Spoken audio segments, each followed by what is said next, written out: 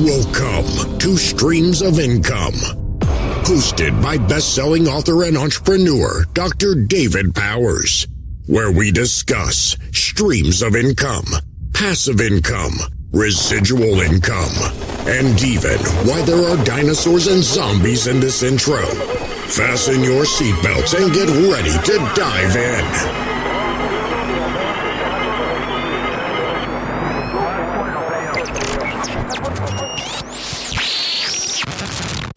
Hey everybody, Dr. Dave here for another episode of Streams of Income. And if you saw me raising my arms in triumph before the video started, it's because when you activate Zoom to start recording, there's a split second there where you don't know if it's recording, and the electronic voice has not said recording to the cloud, although it sounds more female than that. But I just figured, you know what, instead of me sitting here like this, I would do something a little more fun, a little more active. And so that's why I might have looked a little weird when you first signed on. So this episode is interesting because in my Streams of Income Facebook group, which by the way is a free group, and you can sign up for that on Facebook. The link's in the show notes, but you can sign up for that for free. And actually, when you sign up, I'll give you a free copy of the book, Streams of Income. And so in the group, I had posted a video about some changes in the laws in several states, where the states were going to start subsidizing swimming education in the schools, which I think is an amazing idea. I think more subjects like swimming, CPR, first aid, things like that, how to take care of yourselves, and not to mention personal finance and things like that. I think more of that should be included in school curriculum, maybe in place of some of the other stuff that, some of y'all may get mad at me, especially if you're a school teacher, but in place of some of the other crap where it's just pure memorization and you'll never use it again, unless you're in a very specialized job where you might use it. I worked construction for many years for my dad, and I did use some of the geometry and some of the basic math working that job when I was working for my dad. But other than that, I mean, algebra, not one time have I ever used algebra that I can think of outside of school, except for when I'm having to teach my kids algebra. And so, but back to the main subject. I made a post about how the laws were changing and states were subsidizing swimming education and how that's a business opportunity because guess what? The schools are not set up for that. The schools, unless you have a fancy high school that has a swim team and a swimming pool on site, you're not going to see that at most schools. But here's the thing.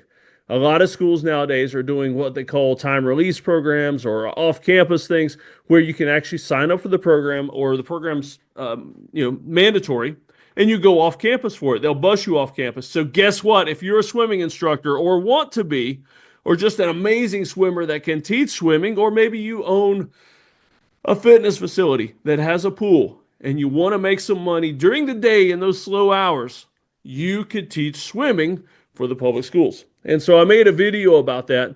It is a really neat business opportunity. Not one I want to get into because I can swim like a fish. I mean, my people are Vikings. We are made for being in the water and fighting in the water and going across the water and doing all kinds of things in the water that they don't want to teach in any school. But I don't want to teach swimming. Number one, I don't like people's kids. I mean, I love my kids, but I don't like other people's kids because, I won't get into that. I don't do kid things. I don't coach sports. I don't volunteer in the kids' room at church, that kind of thing. It's safer for your kids if I don't, because your kids, and you probably wouldn't like me. People get mad when I make kids do burpees or push-ups or something when they don't behave. It's like, is this not normal? Your kid screws up. You do burpees. That seems normal to me. Most parents don't like that though. But back to the business opportunity, a guy named Rich Potter responded to that and said, hey, I got some franchises that can do that. And I had not met Rich before. He's a member of the group. So shout out to him in the group there. And I said, hey, send me your details and everything. I would love to get you on a podcast and talk about this. But not just that, other franchises as well. I want to talk to Rich about what he does exactly. Because here's my guess. I don't know, and Rich is going to correct this because I'll ask him during the podcast, but he seems like a franchise consultant. In other words, you go to him and he'll help you find the perfect franchise for your personality, your needs, your location, your budget, and all those good things that are going to help make you a success as an entrepreneur with a franchise. One of the things I'm also looking forward to asking him, which this is a question that was posed by one of the members in my paid membership group, Passive Income Engines. They wanted me to ask is how does this work? Do you help me find it and you get a commission? I pay you more. And so that's one of the things, one of the people in the other group that I manage was wanting to know. And so I'm looking forward to finding out. So stay tuned. In just a minute, we're going to get Rich on here and we're going to talk about franchises. I'm looking forward to this.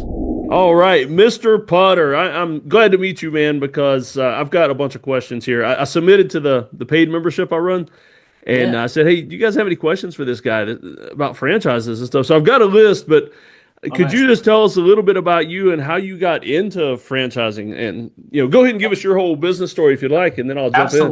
Absolutely. Yeah. So for me, it starts quite a long time ago. I've been running my own businesses now for about 10 years. So I went to Arizona State University. I studied business there. And right out of college, I started working a sales job for a electronic component distributor. And I did that for 12 years. But about, it's probably, 7, maybe 8 years in, I just, got kind of frustrated with the ceiling that I kept hitting, both financially and professionally. And one of my largest clients I was managing was actually a Mexico account. And I found out that they just got bought out by a company in India.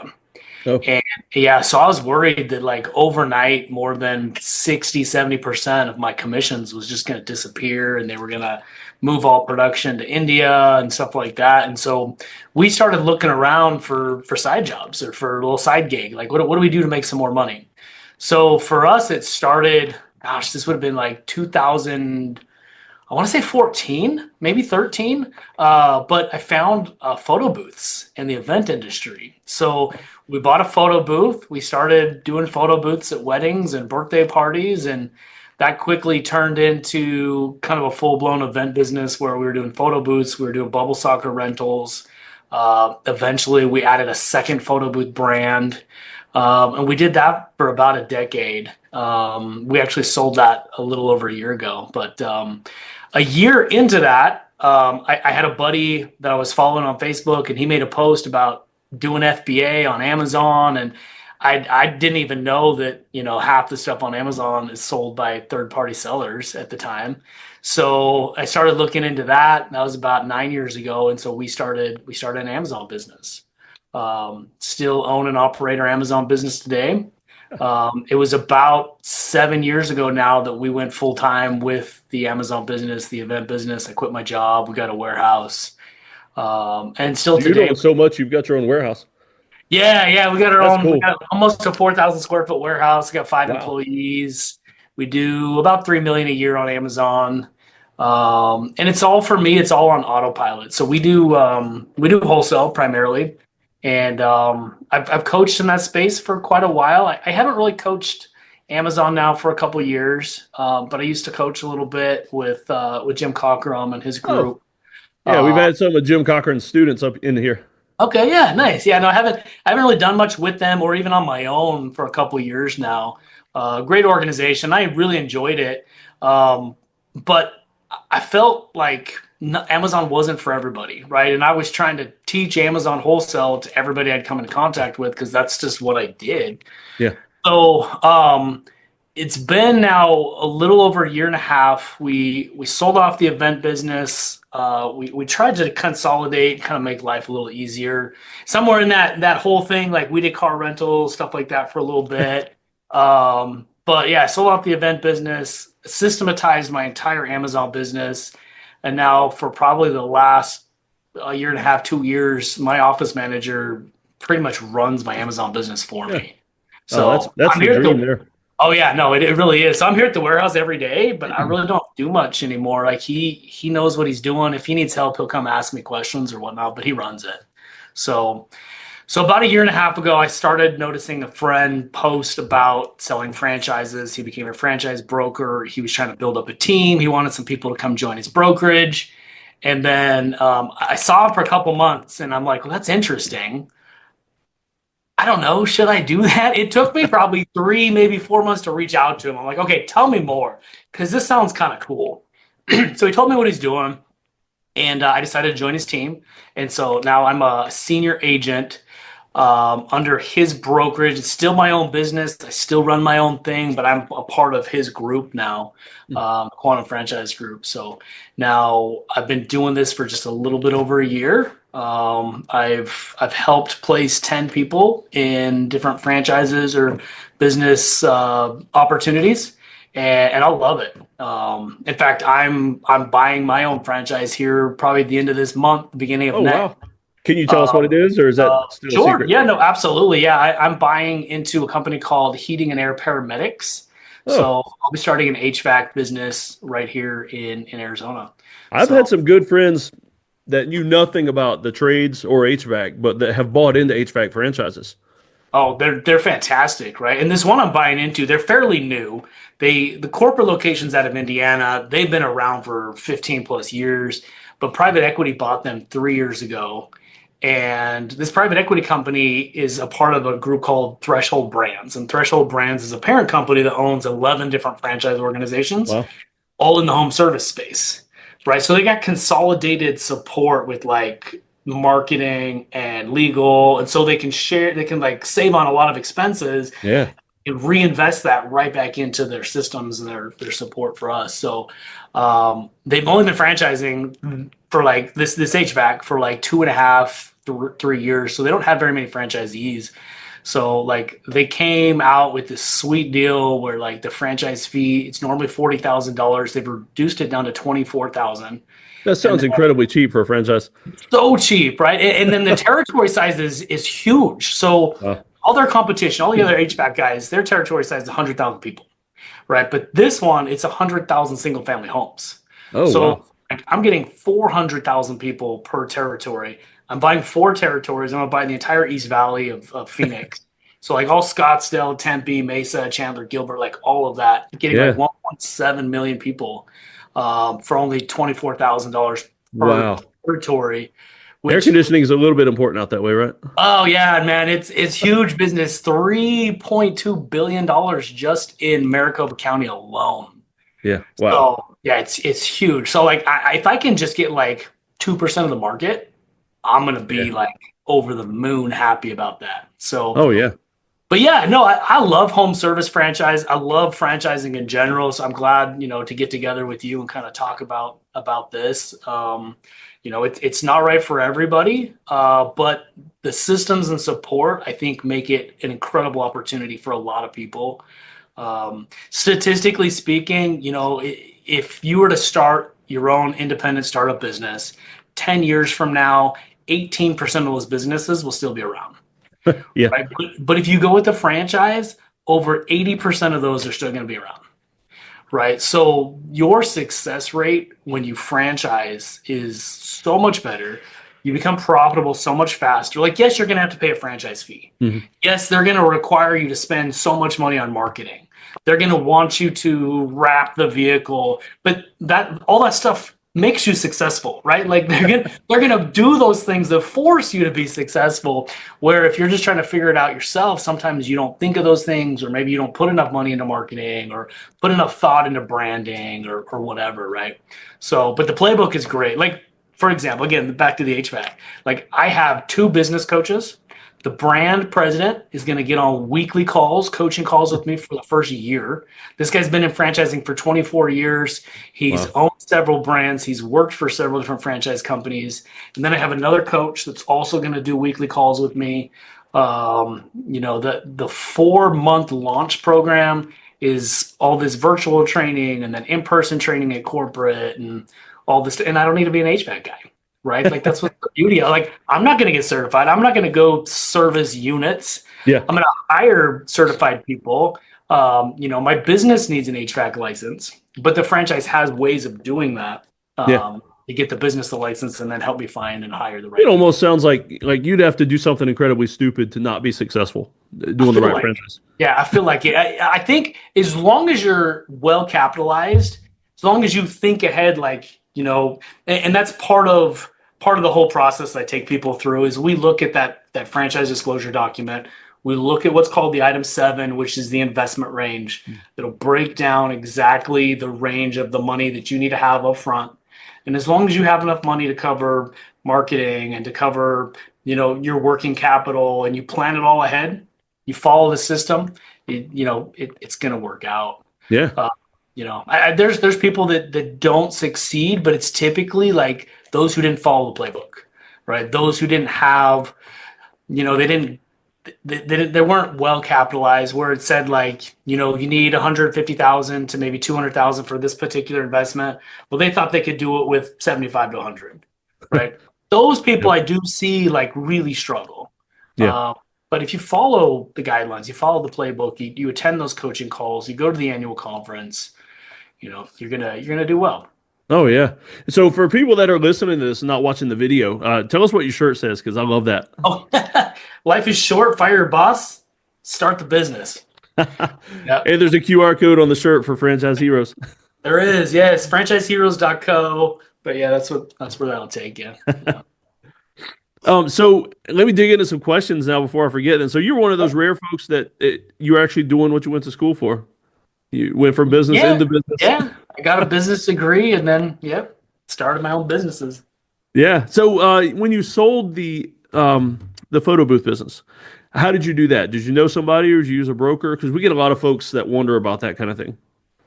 Yeah, I thought I'd have to hire a broker, but we thought that we would just reach out to our own network first.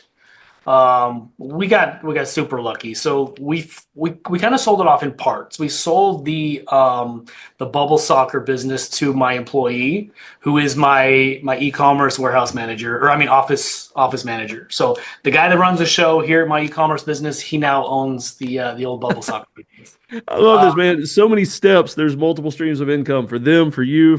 Yeah. Dude, that's what I love, right? So he's not just my employee. Like, we've made him a partner and everything, and now he owns his own business in addition to working for me. So, but the photo booth side, my wife threw it on Instagram.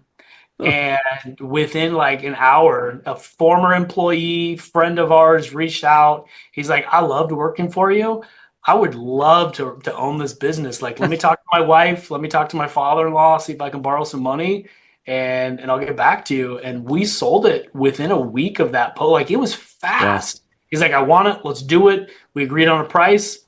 And within a week, I was training him, and he was moving on. So fortunately for them, like, they got an amazing deal with COVID.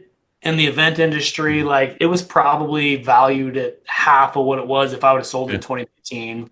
But we were done, and it had helped us start our Amazon business. It had helped us start everything that we've done. So I think it kind of ran its course and it accomplished its goal, and we were ready to move on. Yeah.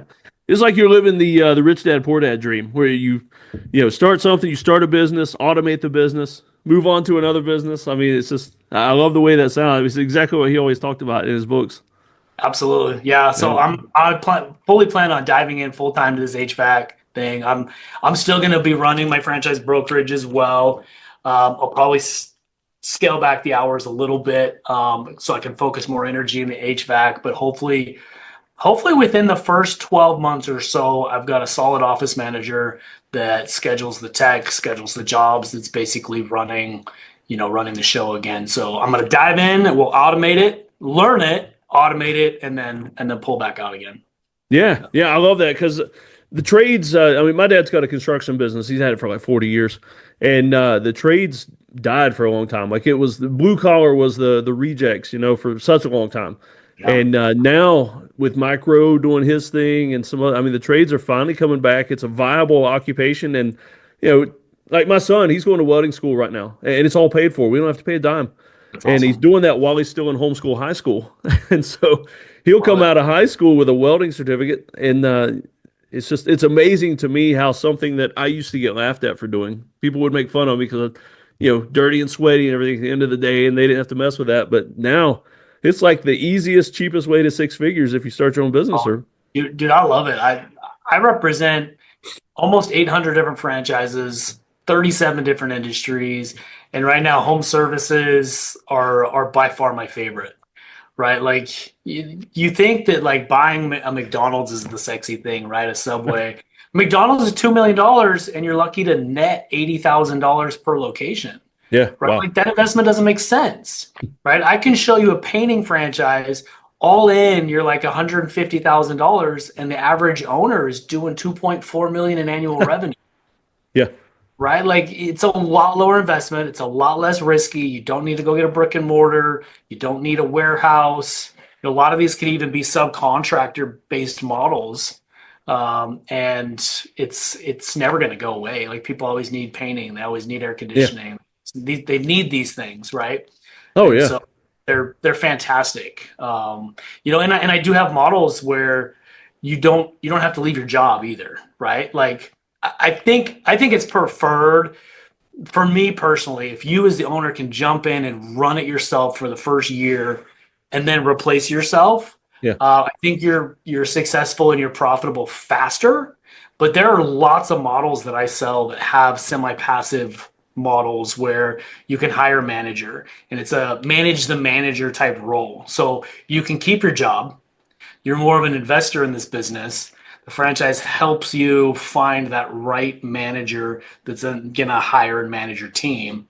So there's a lot of great semi-passive opportunities as well in this space. If for whatever reason you love your job, or you're not ready to leave it, but you want to start that business, there's good semi-passive stuff too.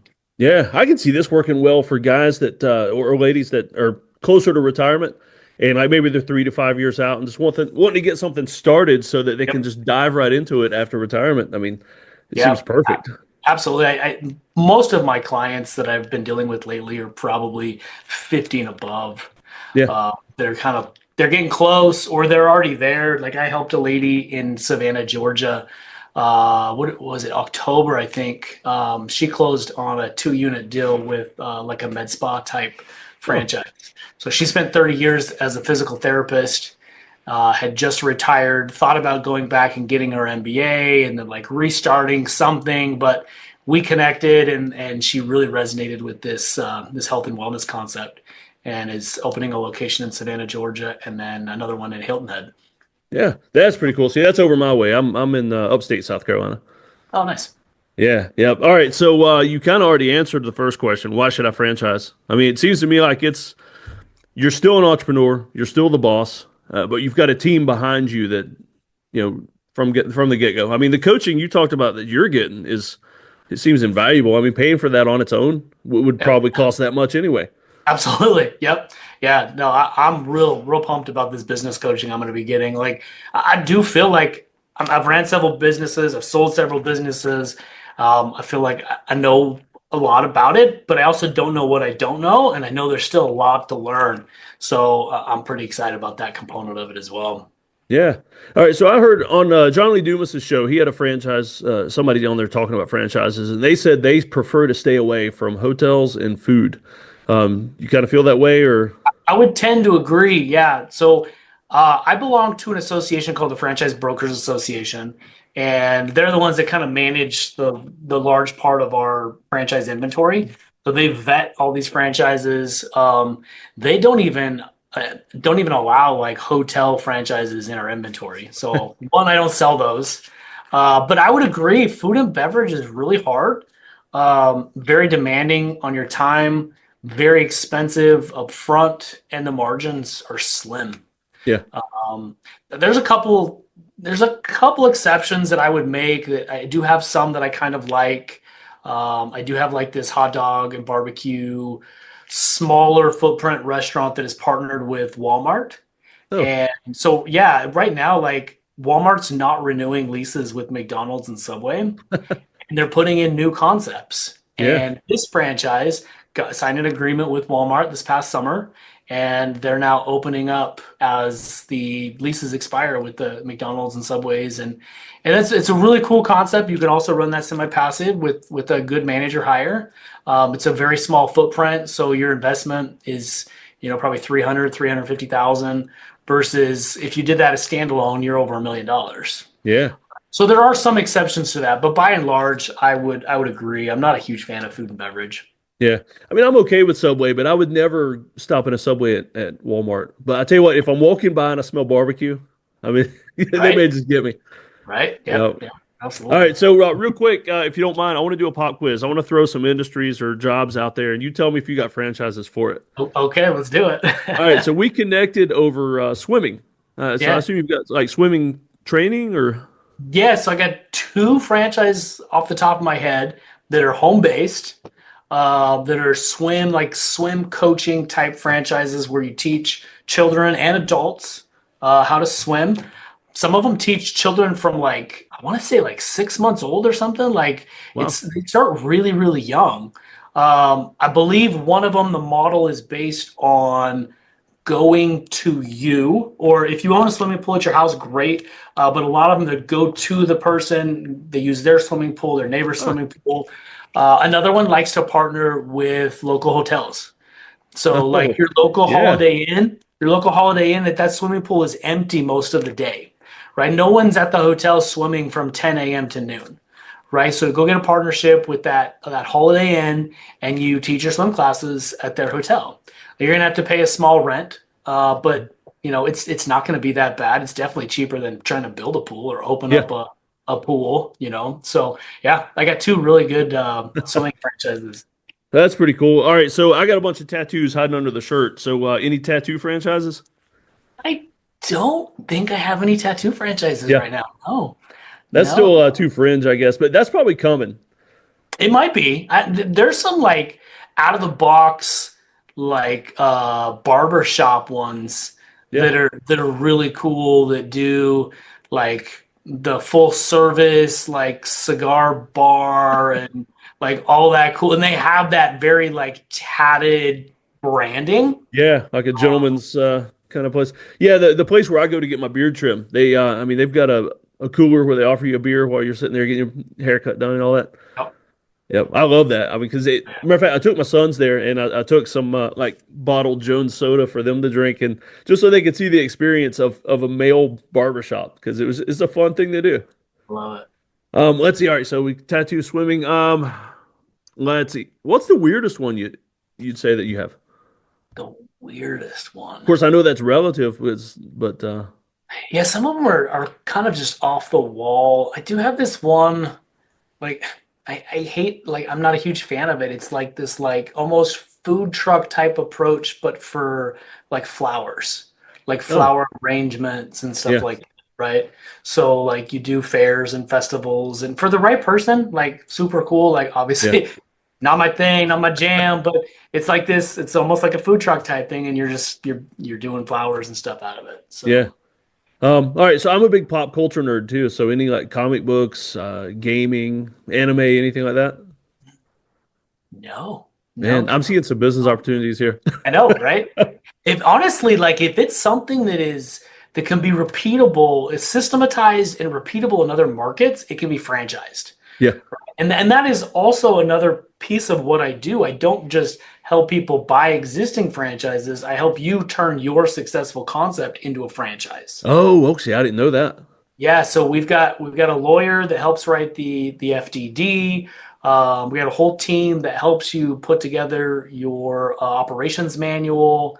It's about a 4 to 5 month process where they do all this. You get to exhibit at the franchise shows. There's like 12 different franchise shows across the country that you get to be a part of. If you can't go personally, someone will rep you there, so you'll have a presence. But yeah, we got a whole process for turning your concept into a franchise. And we'd like Yeah. to see that you've been in business for at least a year and that you're making money, that you're profitable. But if it's repeatable, systematizable, it can be popped up in another market, then it can be franchised. Okay. See that? Yeah, that's really got the wheels turning now. Yeah. Because I'm always trying to One, think of one, streams of income, like ways to turn what I already do yeah. into more money somewhere else. Yeah. Well, and then you can charge a franchise fee, royalties, and then you help people, build their business. So, and then you can work with broker groups like mine to help push your concept to potential clients. Yeah, So, that's pretty I got a cool. cool one. I got a cool one that I just kind of learned about. Is It's a fundraising franchise. Oh, Never I really never thought would have about thought of it, that. but like, yeah. So the territory size is 50,000 high school students, and you're working with high school coaches, athletic departments, and you're helping them put together better fundraising opportunities. right? So it's actually local here to me, and all their promo videos are at my daughter's high school, and I didn't even realize that they did that. I'm watching the promo video. I'm like, hey, that's where Haley goes to school. But they're talking about like, so they're interviewing the baseball team, for example. So the previous year, the baseball team spent 8-9 months fundraising. Then all these different events, car washes, and the popcorn, and all that stuff. Right? They raised $11,000. Well, yeah, not great, right? So this organization went in and they used their technology and their approach, and year one raised over $50,000 for their baseball team. Wow.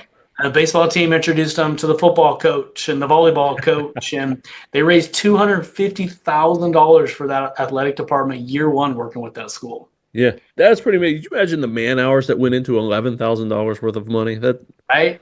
Yeah. So only if it's free with kids. Yep. Yeah. So there's opportunities like that where you can actually make a real difference, and then you can make really good income doing it too, right? Yeah. So there's obviously a split. The school's going to get the majority of those funds, but the franchisee is going to get a portion, and that's how you're going to make a profit. Yeah, I like it. So on your website, I saw halfway down investment strategy mentioned, like using franchising for investment strategy. Tell me what that's all about. Well, I mean, for me, like I strongly believe that the quickest way to become wealthy is through business ownership. So using that, stacking brands, building an empire, it's all about investing in yourself and investing in businesses to grow your wealth. I think if you look at who's the richest man in the world right now? Is it Buffett or Elon? I think it's Musk. I think it's Elon. Like, did he get there with real estate? Oh, no. He didn't. No. He owns several very successful businesses. So if you look at Warren Buffett, right? Did he get there with real estate? Like, I'm sure he has real estate holdings, right? Yeah, he's got the holdings, but not the real estate. Yeah. But he got there with business ownership. So if you look, like, I have a white paper on my website. You can. I wasn't responsible for writing it. I'm not that smart. But if you want to check it out, it does talk about like speed to wealth. The speed to wealth, like the fastest way to become wealthy is through business ownership. It's faster even than real estate. Yeah. Okay. And so go ahead and tell me, what's it like working with you? Like if people sign up, they do the free consultation, obviously, which is available through the website. To sign up for that. So once they decide, okay, I want to work with Rich, I need to get a franchise. I got this much money. What's that like? Yeah. So my entire service is free. I don't charge anything for consult. We can't beat that. Yeah. No. So I get paid. It's very similar to like a real estate agent. Like I'm going to get paid on the back end from the franchisor. Okay. But whether you work with me for 3 months or 3 years, you don't ever have to pay me a dime. So what I like to do initially is have a discovery call with you. It's going to be about 20, maybe 25 minutes. We're going to talk about everything, right? So we'll talk about what you do currently. Tell me a little bit about yourself. But we'll talk more about what type of business do you want? Are you going to be owner operator? Are you going to quit your job and run it? Are you going to be semi-passive? You want to hire a manager to run it? So that way I know what type of businesses to look for. We're going to talk about, do you want to have a home-based business? Do you want to have a business that requires a truck or a van and we're going to wrap it? Or are you okay with the brick and mortar? We'll talk a little bit about the industries that excite you. Do you like senior care? Do you like staffing? Do you like home services, like automotive? What do you like, right? So we'll talk about your interests. At the end of the call, I will send you another form as well that I want you to fill out. Shows the 37 different industries I have franchises in. I want you to rate those from 1 to 10. If you rated a 1, I'm not even going to look at that industry. If you rated a 7 or above, we'll focus there. I might dive into that 6, maybe even a little bit of a 5 if I think it matches you as well, right? So we'll talk about your finances. We'll talk a little bit about how the lending process works as far as if you want to borrow money. A lot of people go the SBA route. Yeah. Depending on how much money you borrow, it'll be 10 to 20% down to qualify for that loan. Some people do HELOCs. Some people do 401k rollovers. 401k is a great way to fund your franchise. Oh, you can do a rollover into the business. Absolutely. So you're going to keep it in a 401k. You're going to create a C Corp. You're going to create your own 401k fund. You'll take it out of your job. 401k, you'll move it into your 401k. And now instead of someone else managing that 401k for you, investing in stocks and mutual funds, it's now going to invest in your business. Oh, wow. And you can help with all that. Absolutely, absolutely, yeah. So I don't personally do it, but I have the contacts that do it for you. Yeah. So they do all that, help with the C Corp setup, they help with the rollover part of it. Huge tax implications with that. It's a lot of savings if you do that approach. There's even like you have the same protections like on the back end when you sell your franchise as well. Yeah. You would as if you were just selling your stocks in your 401k when you retire there. So, and then people self-fund as well all the time. I do see a lot of, I had probably like a third of all of my clients have just paid cash for their franchises. So Okay. that option too. So, but we'll talk about like what investment range you want to make, so that I know kind of a range of what to look for and show you. And also at the end of the call, I'll send you an entrepreneurial assessment. It takes about 10 minutes. It's kind of like a personality profile for entrepreneurship, very much like a DISC, if you've ever taken a DISC assessment. It helps me kind of understand your personality types and your strengths and weaknesses as a business owner. It helps me understand, are you the type of person that I can place in an emerging brand? Or are you the type of person that needs a lot of support with a bigger and more established brand? Yeah. Okay. It even gives me like recommendations. It gives me like the top 10 franchises or types of franchises that you would fit really well with. Yeah. So I use all of that, our conversation, the category form where you rate the industries and the assessment. I use kind of all of it together to really map out what you match with. And then I will do territory checks based on the zip codes that you want to operate in. So I usually send out 40 to 50 territory checks to the different franchises that I feel would be good matches for you to find out that it's available. Because most franchises have geographic restrictions, right? When you buy, like for example, like with my HVAC, I'm buying the entire east side of the Phoenix Valley. When I buy it, it's mine. Nobody else can come in and operate that same franchise in that same territory. Yeah. They're going to protect me. So I do have to check to make sure it's available in your market. And that'll affect a little bit what I show you. But I mean, I've spent thousands of hours studying and researching these franchises, so I have a pretty good feel for the ones that do well, the ones that don't, the ones that have bad systems, the ones that have really good systems. And then, so I'll do my homework about 3 to 5 business days. I like to get back together over a Zoom call. It's usually about an hour long. I'll show you 10, maybe as many as 12 different franchises. We'll go over very high level what the franchise does, how long it's been around, how many franchisees, average revenue, net profits, all that stuff. You get a pretty broad overview. We're really trying to narrow this down to about 2 to 4 franchises that really pique your interest, kind of get you excited. At that point, I introduce you to the franchisor, and you'll have a series of due diligence conversations with that franchisor. It's typically a series of 6 to 10 calls, depending on them. They'll do a broad overview of their concept. They'll have you do a president's call with the brand president or founder of the company. You'll have a call with marketing. You'll have a call reviewing that FDD document with them. So many different like calls. Validation calls are the most important, right? So some franchisors will set up validation calls for you where they get on calls with other owners and they'll tell you their experience with corporate, how much money they're making, how fast did they ROI, all that stuff. And some will give you a list of all of the owners' names, phone numbers, emails, and you contact them and set up calls on your own. But regardless, you're highly encouraged. Most systems actually require that you talk to a certain number of franchisees to get to understand their experience before they'll even sell to you. So I mean, not that anything's effortless, but man, you're making it sound so easy to do. And at the end of the day, it's a mutually agreed upon relationship, right? So the last step is a discovery day or a meet the team day. Most of them now are in person again. Some of them are still virtual, but it's usually, so again, with me and this HVAC company, I'm going to fly out to Dallas at the end of the month. I'm going to spend 2 days with heating and air paramedics. I'm going to get to know their whole team, their whole support. The first day is kind of a meet and greet, kind of a wine and dine type of experience. Second day, we're spending 5 hours in a classroom, and I'm going to get to meet every single department. They're going to explain their level of support, what they do, and then it's an interview process. So at the end of that, they will get together, their executive team, and they will either decide to award me my franchise or they will decide not to. Yeah. So if I get awarded the franchise, they will let me know that, and then I sign and fund and go from there. But if they don't want to work with me, they don't have to.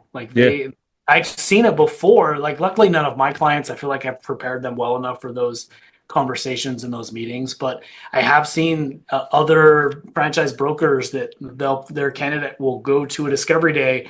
They act like this know-it-all, or and they just totally mess it up. And at the end of the day, like, I'm sorry, we don't want to work. We don't want you in our system. Yeah. So I like that though. They're interviewing you as much as the other way around. Yeah. You have to work with them, and they have to work with you in order to make it work. So yeah. And then you have that launch. After that, you sign your franchise agreement. I help throughout that process. Most of those conversations are happening directly with the franchisor, but we do meet about every other week. We'll have some strategy calls, talk about what you're hearing, answer questions, make sure that we're looking at the right franchise concepts to begin with. Sometimes we have to pivot a little bit, and we go back and I show you some different things or introduce you to a different franchise based on the conversations that you've been having and what we're learning about each other. I'm usually pretty good about matching you with the right things up front, but every once in a while we have to change things up and go a different route. I introduce you to the lending partners that I have. If you would like a franchise attorney to review the franchise agreement and FDD, I have a connection that'll do that with you and for you to help you know what you're signing. You're signing a 10-year agreement in most cases. Sometimes it's 5. Most of the time it's 10 with options to renew. So it's really important that you know what you're signing, that you know your rights, and stuff like that. So that's the process. You'll sign, you'll fund, and then your training starts. And some franchises, it's 1 to 2 months to get launched. Some takes as many as 6 to 9 if there's a brick and mortar build out concept part of it. Then those take longer. But your home services, your home based ones, typically you can go through training and business setup and be up and operating in 2 to 3 months. Okay. Wow. Well, it sounds like fun. I mean, if I was doing that right, I mean, you've actually got me wondering, like, I need to look into it and see if it might be something fun to do. All right. So as we start to wrap up, I always like to ask everybody if you could recommend 3 resources, books, people to follow, podcasts, anything that you feel are just integral to success or motivation or just keeping you going. What would you recommend? Man, that's a great question. Three things, huh? I'm a big fan of podcasts. I'm always listening to podcasts. Right now, I'm really stuck on this home service podcast, launching your own home service empire. So I like those. There's a couple of good guys out there. If you're looking at home services, that Home Service Expert podcast by what's his name? Mello. Shoot, I can't remember his name right now. Sorry, something. I'll look it up and I'll put it in the show notes. But Home Service Expert. Yeah, the Home Service Expert podcast. But you also got guys like Brian Beers. Brian Beers is a great. He's another franchise consultant out there that puts out a lot of great content with his podcasts. He owns like 40. I think he's up to 40 plus different automotive. Well, it's one franchise. But 40 plus locations of Midas, I think is what it is. Does over $45 million a year with his franchise, loves franchise. He just bought into a painting franchise as well. Yeah. So he does just like great overviews of franchising in general, but he'll also interview different franchisors and talk about their concepts and stuff like that. You can guarantee he's not under the vehicles changing the oil neither. Oh no, absolutely not. No, he runs the business, and that's the great thing. Like, especially with home services, even senior care, like you don't need to be an expert in that field to be successful. And you're not going to be turning the wrench. You're not going to be the one in people's homes administering the medication. You don't have to go to nursing school. Like, you're running a business, right? You're going to hire for a lot of that stuff. Podcasts, man. I love podcasts. Yeah. All right. Well, I'll put all 3 of those down. Home Service Empire, Home Service Expert, and then Brian Beers. Yep. Sounds good. Well, Rich, I appreciate you joining me, man. I'm glad we met on that Facebook post. Yeah, me too. One thing that I will mention that some people have questions about is is the sellability of your business. Oh, okay, yeah. So people think sometimes that it's a franchise, that maybe the franchisor owns a portion of your business. Is it sellable? Is it an asset? It absolutely is, 100%, right? You are signing that 10-year franchise agreement, but at any time, once you've built it up to a level that you want, that's got some good value, or even if you realize a couple years in that you just don't want to do that anymore for whatever reason, you can sell it. The franchisor typically helps with that. And then you've got franchise brokers like myself that also help show resells and stuff to our clients as well. Okay. So I do have a small inventory of resells if you would prefer to look at existing businesses. Yeah. So yeah, there's definitely that ability to exit and sell your franchise as well. Okay. That's pretty cool. That way, I mean, you have life changes, you want to move closer to your kids, whatever. Sometimes you might need to, You either find something automate it new, or sell it. Exactly. Yep. You find something new you want to focus on, and if you can always sell it, or again, automate it. That's what I love to do. I love to automate and then add that next thing, bolt on. Oh yeah. Yeah, absolutely. All right, man. Well, I appreciate you being on here, and I'll drop everything in the show notes so people can get in touch with you if they're the right people, but they'll find that out through checking in with you. Absolutely. Well, thanks so much for your time, David. Hey, one more thing before we wrap up for good on this podcast. Just came out with another new book, and this is it's going to be the first in the Streams of Income Build a Business guides. And so I'm going to start putting out these smaller booklets about how to start a business doing XYZ. And so this one is about selling custom and print-on-demand merch online. In other words, we're talking about coming up with your own artwork, and don't let me saying that scare you away from it. It's way easier than you think, and I'll talk about that in here. But coming up with your own artwork, slogans, things like that, your own business logos, and making that available for people to buy in print-on-demand fashion on T-shirts, hoodies, hats, coats, aprons, coffee mugs. I mean, the vendor that I use, there's like 75 different items people can order my artwork on. And so the crazy thing is as soon as I say create your own artwork, a lot of people are like, well, I'm not sure about that. I don't use Photoshop, or I don't know how to do that. I don't either. I have a VA actually do most of my artwork. She creates the artwork for me. She does the posting for me. And I talk about that in the book, how you can come up with the business idea, come up with a theme, come up with the ideas for artwork, come up with all these cool or funny slogans and things like that and artwork. And I just realized I said things like sometimes my Southern comes out. And so, you'll spot that sometimes. But I'll tell you in the book how to do all that stuff way easier than you think, how to have somebody else create the artwork, somebody else do the uploading, because my goal for streams of income, multiple streams of income specifically, is that you're not just adding yet one more side hustle, one more business to an already busy life. I like things like this where you can take things that you're already doing and repurpose it and make more money off of it, especially in a passive manner, or you can start something up and pay somebody a portion of the profits to do it for you. And you're also making money mostly passive. They're doing all the work and you're sharing the money. And so I love things like that. And like, writing books, like publishing books, once it's out there, it's passive. You've done the work. So unless you're doing marketing, which you kind of do need to, unless you're doing marketing to push it, the money is passive. The thing's out there and you just get a statement every month or whenever things are selling. Really cool. So check it out. It's going to be the first in a long series of build your own business. I'm not sure what I'm going to call it yet. Start a business in 30 days. The Idea Factory. I'm tossing around a lot of ideas for that, but this is the first guide that's coming out in that series. Hope you enjoy.